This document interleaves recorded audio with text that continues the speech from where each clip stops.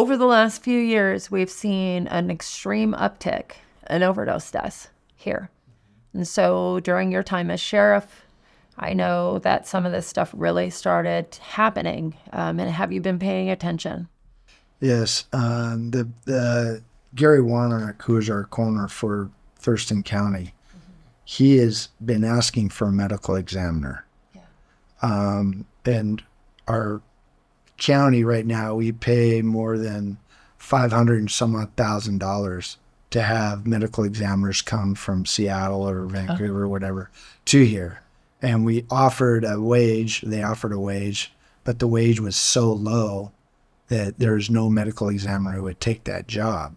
Yeah. But what we're seeing is that one of the big things that I did is because I was part of HIDA, which is High Intensity Drug Trafficking Area, and I was part of that board for over 10 years, and I was a chairman of that board. And that is run by both all law enforcement from throughout the state and sheriffs, police chiefs, and then you had state patrol, and you had prosecuting attorney. We had from Whatcom County, and we have Dave, great guy. Dave, and we have we have an FBI, a DEA, Postal. Anyway, we're how drugs are all shipped, Coast Guard, all that stuff. And being part of that, and that's why I maintained our drug task force when all of the city agencies pulled out. We used to be a multi-agency drug task force, and now it's just Thurston County that's comprised of DEA and State Patrol and Thurston County. And we have been really working hard to get drugs off the street, get mid to upper level dealers, and it's been very difficult because there are fewer task forces now, and we're seeing a high level of fentanyl and other drugs coming in. Now, methamphetamine is still the major drug that is abused. Yeah.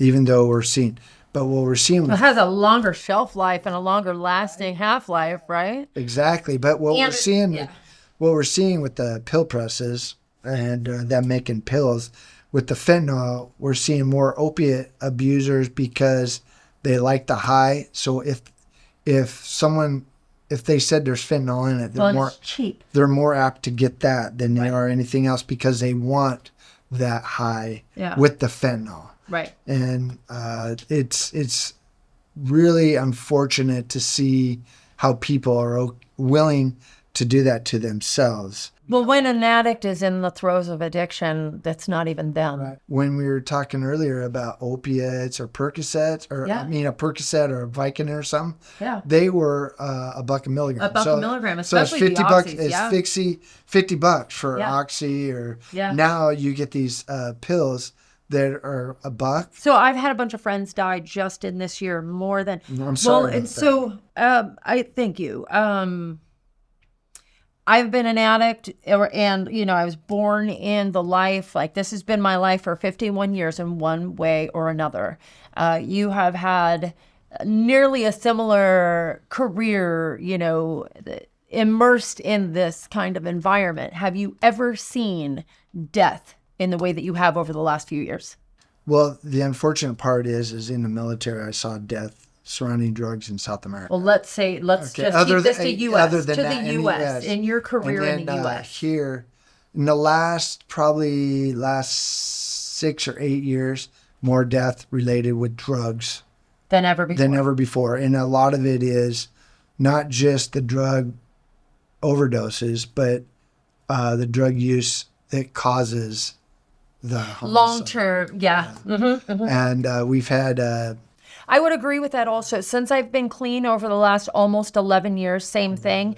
I had over the first roughly 8 years of my clean time, from 2012 to about 2020, I had multiples of friends who were dying from, which I had never seen before, meth-related deaths, like heart attacks and strokes and things like that. That were directly associated with that drug use. But over the last specifically 3 years, I think my first friend that I was aware of that died of a fentanyl overdose was in about 2017. But there's been such a an intense increase just in the last 3 years alone that it's blown my mind. I've been having friends die every week, sometimes multiples.